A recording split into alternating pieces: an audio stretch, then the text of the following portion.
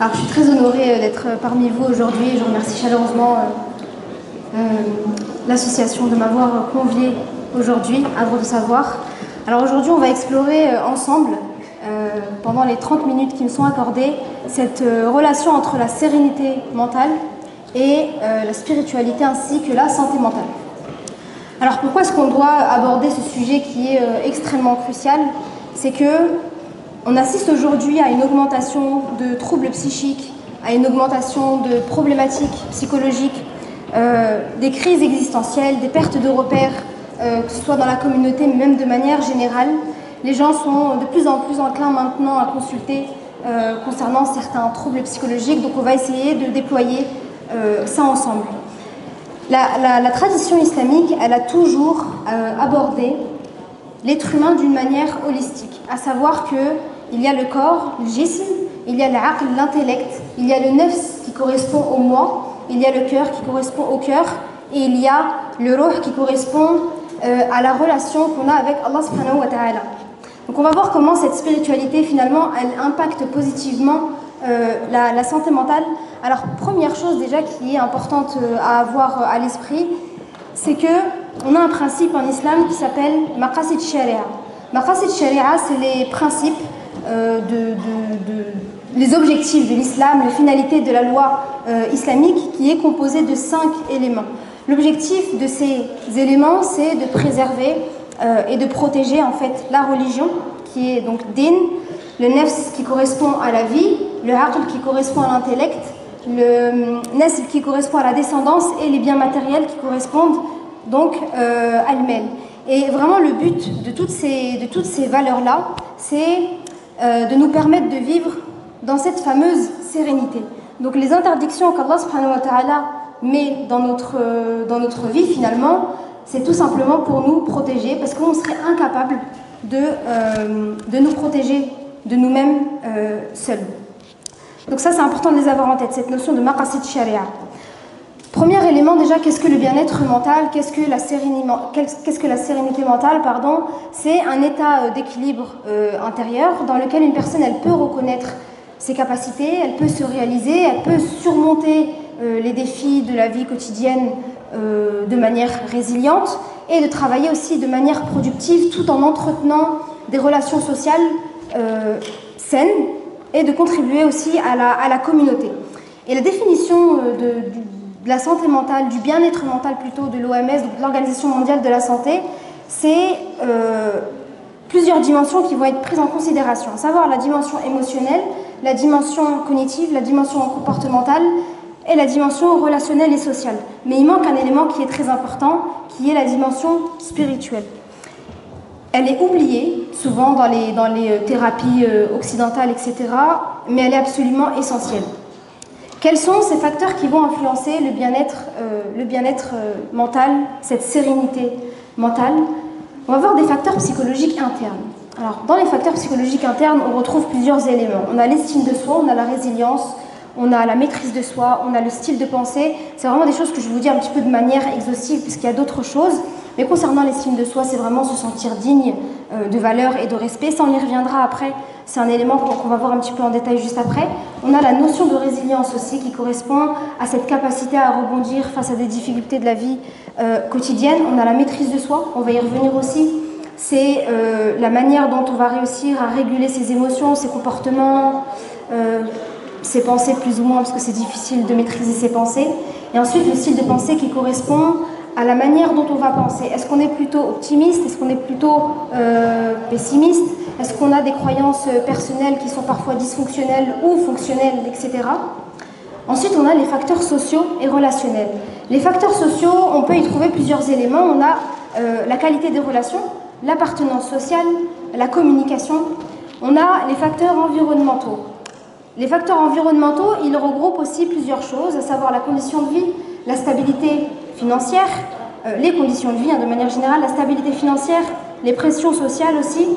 Et pour finir, on a les facteurs biologiques. Alors les facteurs biologiques vont correspondre aux prédispositions génétiques. Vous savez, souvent dans la communauté, on entend certains préjugés qui laissent comprendre que un musulman n'aurait pas forcément besoin de consulter parce qu'on a Allah subhanahu wa ta'ala à qui se confier, ou alors les troubles psychologiques n'existent pas dans notre religion, ce qui est absolument pas le cas. C'est quelque chose qui est considéré depuis des siècles et des siècles. Si on revient à Abu Zayd al-Balkhi, al-Razi, al-Ghazali, etc., qui avaient déjà cette sensibilité à la santé mentale. Et quand je disais concernant les prédispositions génétiques, il faut savoir un exemple parmi tant d'autres, mais la schizophrénie, c'est un trouble qu'une personne peut développer si, à 50% de risque de développer ce trouble-là si un des parents l'a. Donc là, on voit qu'il y a une prédisposition génétique. Pareil pour la dépression, pareil pour l'anxiété. Alors le pourcentage, il n'est pas aussi grand, mais c'est pas rare de trouver des patients qui ont soit la grand-mère qui avait une dépression, mais qui n'a jamais consulté, bien évidemment, donc qu'elle ne sait pas forcément que c'était une dépression, mais qu'en fait, elle a appris à vivre tout simplement avec ça. Donc voilà pour les facteurs, en tout cas, qui influencent le bien-être. Alors quel est l'apport de la psychologie islamique dans cette notion de sérénité? Alors juste une petite définition de ce que c'est que la psychologie islamique. La psychologie islamique, c'est une approche qui conceptualise le fonctionnement psychologique de l'être humain à partir du Coran, de la Sunna et de l'héritage intellectuel islamique. Donc en fait, on fait vraiment le pont entre la psychologie et les sciences islamiques. Donc c'est pas une approche qui est très très développée en France, elle est surtout développée à l'étranger, donc en Malaisie, en Indonésie, dans les pays anglophones. Donc déjà la première chose, c'est que les dimensions de la spiritualité en islam sont extrêmement présentes. Vous savez, la notion de tazkiyat an-nafs, c'est un concept. Je crois qu'il y a eu une intervention sur tazkiyat an-nafs, sur la purification de l'âme, qui est très présente en fait en psychologie islamique, parce que on peut le prendre comme un processus thérapeutique. Il y a un élément qui est important et je le redirai juste après, mais l'absence de symptômes cliniques ne veut pas dire être en bonne santé mentale. C'est pas parce que j'ai pas... en tout cas, c'est la définition qu'on a en psychologie islamique, c'est-à-dire que c'est pas parce que je ne suis pas en dépression, c'est pas parce que j'ai pas de TOC, enfin de troubles obsessionnels compulsifs, que je n'ai pas d'addiction, que tout va bien. C'est que d'un point de vue religieux, une maladie du cœur peut petit à petit venir affecter la santé mentale. D'où l'importance de faire justement cette tazkiyat an-nafs. Ensuite, on a, concernant l'apport de la psychologie islamique, l'équilibre entre le corps, entre donc le jism, entre l'âme, entre la relation, la connexion spirituelle avec Allah subhanahu wa ta'ala, qui est vue vraiment de manière holistique. Donc, un autre élément qui est très important, c'est cette notion de fitra. La nature saine qu'on a tous, qui peut être tout au long de la vie un petit peu effacée à cause des distractions, à cause de nos péchés, à cause de l'oubli d'Allah subhanahu wa ta'ala, quand on est dans l'insouciance, quand on est dans le ghafla. Donc l'importance de tazkiyat an-nafs prend tout son sens pour se réaligner justement avec sa fitra. Quand on parle de religion et de spiritualité, ce sont des choses qui sont... Alors, je ne vais pas dire qu'ils sont différentes, les deux sont extrêmement importants. C'est-à-dire que pratiquer des actes religieux obligatoires sans essence spirituelle, alors il faut le faire, c'est une obligation, même si on ne ressent pas, par exemple, de khushu' dans la prière, etc. Mais l'objectif, c'est quand même d'y apporter une dimension spirituelle à ces différents rituels. Donc vraiment, c'est une connexion à la spiritualité, parce que là, on va parler justement de quête spirituelle.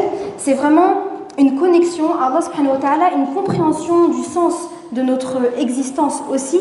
Et en psychologie, la spiritualité, on va l'utiliser comme un facteur protecteur et un facteur moteur pour essayer justement de sortir d'un trouble psychologique en particulier. Et on ne va pas venir l'utiliser contre le patient. Parfois, encore une fois, on peut avoir certains préjugés dans la communauté, entendre certains préjugés, une personne qui est en dépression, puis on va lui dire oui, mais peut-être parce que tu manques de tawakkul ou ta foi elle est basse, etc. C'est quelque chose qui n'a absolument rien à voir. C'est important effectivement d'avoir une foi qui est travaillée, un puits spirituel, j'appelle ça souvent un puits qu'on essaye vraiment de remplir.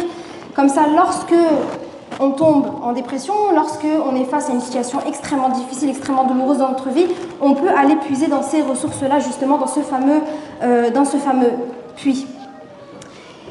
Ensuite, on a une mission qui est existentielle sur Terre, c'est celle de retrouver l'équilibre. Et ça, c'est quelque chose qu'on essaye de travailler en psychologie islamique. C'est vraiment d'avoir l'équilibre dans toutes les composantes. Donc, quand on parle des composantes, c'est l'aql, l'intellect, le ruh, la relation avec Allah subhanahu wa ta'ala, l'ihsas, les émotions, et le nefs qui correspond. Alors, il y a plusieurs définitions du nefs. Il y a le comportement, les inclinaisons comportementales, l'ego, le soi. Donc, il y a plusieurs définitions en fonction des auteurs et des shuyukh. Il y a des études scientifiques qui nous ont montré que être dans cette spiritualité peut améliorer la santé mentale et peut améliorer justement cette sérénité mentale. Alors déjà, la première chose, c'est que la prière, ça permet quoi? Ça permet l'ancrage, ça permet quand on la fait en tout cas de manière consciente et pas de manière mécanique, ça permet vraiment de se connecter et d'essayer de toujours être dans cette concentration, sans forcément qu'on soit dans un état trop chaud, etc., mais qu'au moins il y ait cette concentration et de se préparer justement à faire la prière. Et il va y avoir en fait beaucoup d'effets bénéfiques à la prière. Il y a une méta-analyse, une mini-revue qui a analysé plus de 50 articles liés à la santé mentale et les bénéfices de la prière, qui ont montré que le fait de faire la prière, oui, est lié à une diminution de symptômes liés à la dépression, à l'anxiété et au TOC, donc troubles obsessionnels compulsifs. Donc là, on voit bien que l'aspect spirituel et l'aspect religieux vient aider à sortir du trouble et justement à revenir à une sérénité. Ensuite, le jeûne. Le jeûne, c'est quelque chose qui nous permet la maîtrise de soi, qui nous permet la conscience de soi. Il y a des études psychologiques pareilles qui font des analyses avant le jeûne du mois de Ramadan et après le jeûne du mois de Ramadan qui montrent qu'il y a une diminution des symptômes anxieux et des symptômes dépressifs et qu'il y a une augmentation de la sensation, du sentiment de bien-être. Mais attention, ça ne veut pas dire qu'une personne qui ne voit pas de différence serait un mauvais ou une mauvaise musulmane et que finalement se dit le jeûne il n'a pas eu d'effet. Non, il se peut juste qu'au niveau chimique, vous savez, quand on est en dépression, il y a un neurotransmetteur qui est touché, c'est la sérotonine qui est perturbée, donc il faut un traitement médicamenteux, etc. Donc de vraiment voir la spiritualité comme quelque chose qui va élever, de ne pas le voir comme quelque chose qui va m'enfoncer encore plus en tant que musulman et justement développer une culpabilité. La culpabilité, c'est l'ouverture.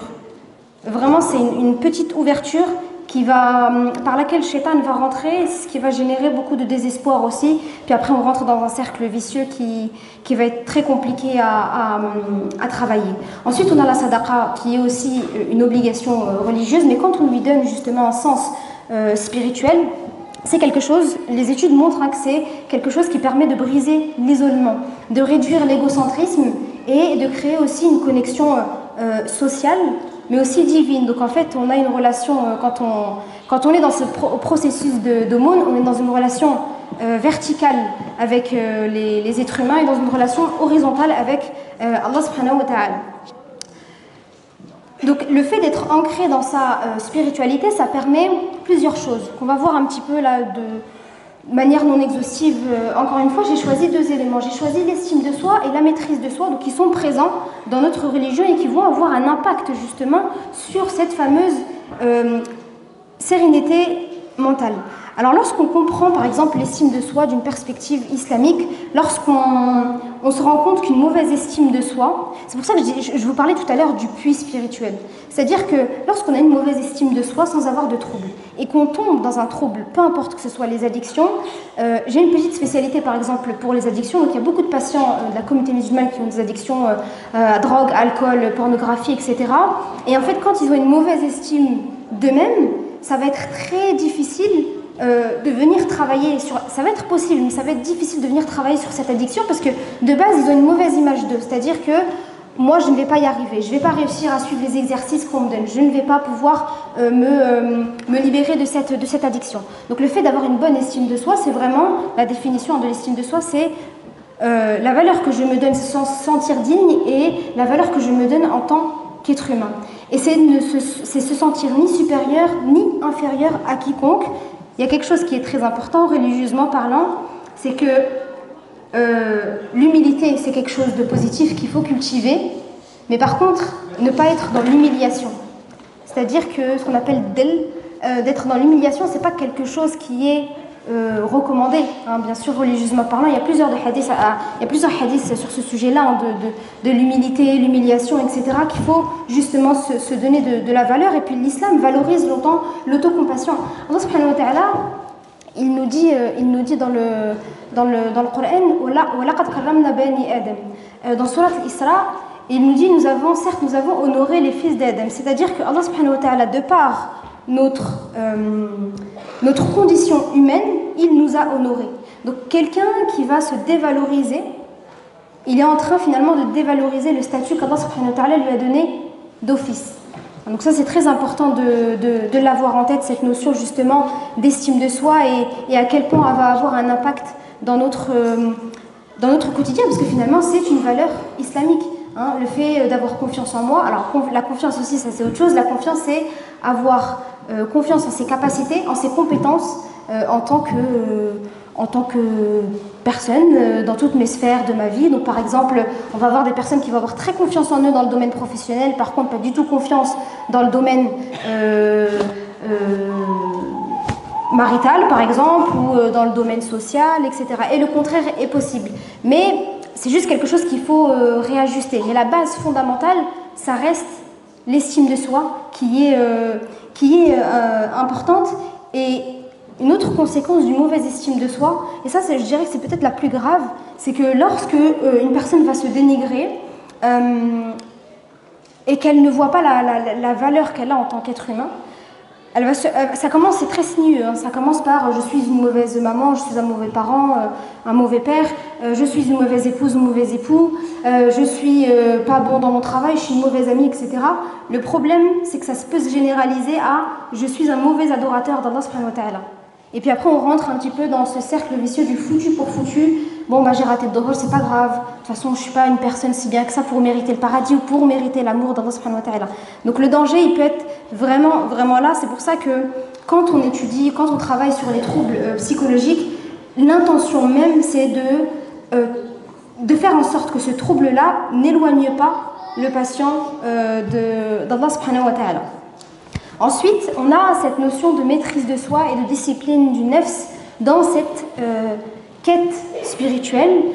La maîtrise de soi, c'est un outil qui n'est pas une fin en soi, hein, qui améliore justement le bien-être mental. Donc qu'est-ce que c'est la définition de la maîtrise de soi? Et vous pouvez retrouver beaucoup de choses sur ce sujet-là dans Ihya Ulumuddin, la revivification des sciences islamiques de l'imam al-Ghazali. C'est la capacité de réguler volontairement ses pensées, ses actions, ses émotions et ses comportements pour atteindre des objectifs qui sont à long terme très nobles, mais aussi pour éviter des conséquences négatives.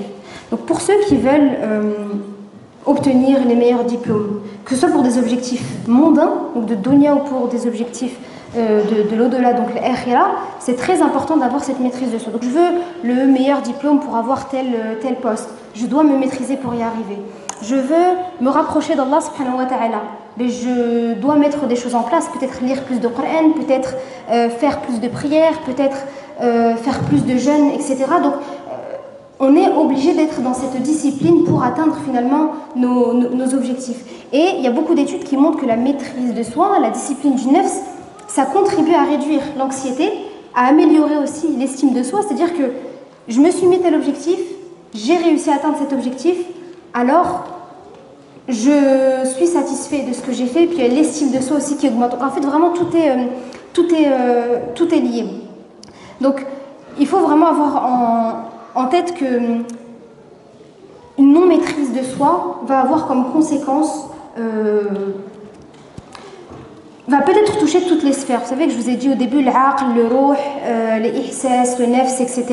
Et nous l'objectif ça reste de préserver l'ensemble, mais surtout le ruh, c'est-à-dire l'aspect spirituel, l'aspect relationnel qu'on a avec Allah subhanahu wa ta'ala.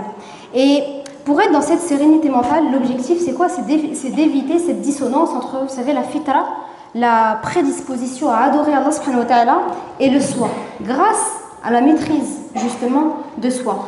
Quand une personne elle se dit moi je vais être une meilleure adoratrice d'Allah subhanahu wa ta'ala, mais qu'à côté elle ne fait rien, qu'est-ce qui va se passer? Il y a une dissonance qui va se créer, c'est-à-dire qu'il y a un écart qui va se créer entre ce qu'elle est censée faire et ce qu'elle ne fait pas finalement. Hein. Donc là, il y aura une souffrance qui peut être générée. Pareil, une personne qui a des consommations de stupéfiants, de drogue, etc., qui se dit je veux arrêter parce que je sais que c'est un péché. Donc là, c'est une double souffrance hein, pour les patients qui sont addicts parce qu'il y a la souffrance déjà du trouble qui est très difficile à vivre et en plus il y a la culpabilité religieuse. Donc là, il y a une dissonance qui se crée. Donc vraiment, cette discipline-là, elle permet de réduire justement cette dissonance-là et cet écart-là. Donc c'est pour ça qu'il faut voir cette notion de maîtrise de soi comme un outil et non une fin en soi. Ensuite, hein, le dernier élément, bien sûr, c'est tazkiyat an-nafs, qui est extrêmement important, qui se concentre justement sur la purification de l'âme à travers deux processus, tahliya et takhliya, qui est le fait d'éliminer tous les vices du cœur et remplir son cœur de vertu, donc de travailler sur les munjiyat et d'enlever tout ce qui est muhlikat. Et un élément aussi important dans ce processus-là, c'est qu'en psychologie islamique, comme je vous l'ai dit tout à l'heure, l'absence de troubles psychologiques ne veut pas dire être en bonne santé mentale. Pourquoi? Parce que avoir une maladie du cœur va avoir un impact dans l'au-delà. Et ça, c'est la différence entre l'une des différences entre la psycho-islamique et la psycho-occidentale, c'est qu'en psychologie occidentale, on ne prend pas l'aspect on ne prend pas l'aspect de la vie de l'au-delà. Donc, il est important justement de connaître toutes les composantes. Là, j'ai pas forcément le temps de les développer en détail, hein, mais que ce soit l'aql, comment on travaille dessus, parce qu'on travaille sur des différentes interventions à différentes sphères. Donc, on a ce qu'on appelle les interventions au niveau du aql, les interventions aqli, interventions ihsasi, interventions ruhani, interventions nafsi. Mais une chose qu'il faut garder en tête, c'est que Allah subhanahu wa ta'ala, il nous dit « Wa laqad c'est qu'il nous a créé pour une vie de lutte. Donc la vie est forcément difficile à certains moments, mais on ne doit pas voir ces épreuves-là comme quelque chose qui nous démotive ou qui nous fait penser qu'on n'atteindra jamais hein, une certaine sérénité. Au contraire, il faut s'appuyer sur la spiritualité, l'aspect religieux pour se sentir mieux et essayer de voir aussi notre force intérieure comme quelque chose qui doit être développé. On a des muscles psychospirituels. Ces muscles psychospirituels, il faut les travailler, sinon ils finissent par s'atrophier. On les travaille pourquoi? Pour que le jour où il arrive une calamité, le jour où il y a une épreuve, le bala, on ait de quoi puiser pour aller mieux. Et le problème parfois, c'est qu'on a tendance à attendre que il y a une épreuve, et là on commence à se dépêcher, on commence à se dépêcher, dire comment je vais faire. J'ai beaucoup de patients qui arrivent et qui me disent je viens, mais je viens vraiment en dernier recours. Donc ils viennent, mais ils y croient pas vraiment. Et ça, malheureusement, c'est quelque chose qu'il faut essayer d'éviter. Dès qu'on ne se sent pas très bien, d'essayer d'aller voir un professionnel de santé, d'en parler déjà, ne serait-ce qu'à son entourage. Donc pour conclure, la sérénité, ça ne signifie pas l'absence d'épreuves, bien sûr, mais c'est surtout la manière dont on va gérer cette épreuve-là. La connexion à Allah subhanahu wa ta'ala, la maîtrise de soi, la valeur que je me donne, la connaissance aussi de soi à travers tous ces éléments que je vous ai brièvement évoqués tout à l'heure, sont aussi des clés pour retrouver cet équilibre et cette sérénité. Et ce chemin vers la sérénité, il est parfois long, mais il est le plus beau des voyages parce que c'est le fameux jihad, le jihad al-nafs, et c'est le plus beau des voyages parce que c'est celui qui nous rapproche d'Allah subhanahu wa ta'ala. Barakallahu fikum pour votre écoute.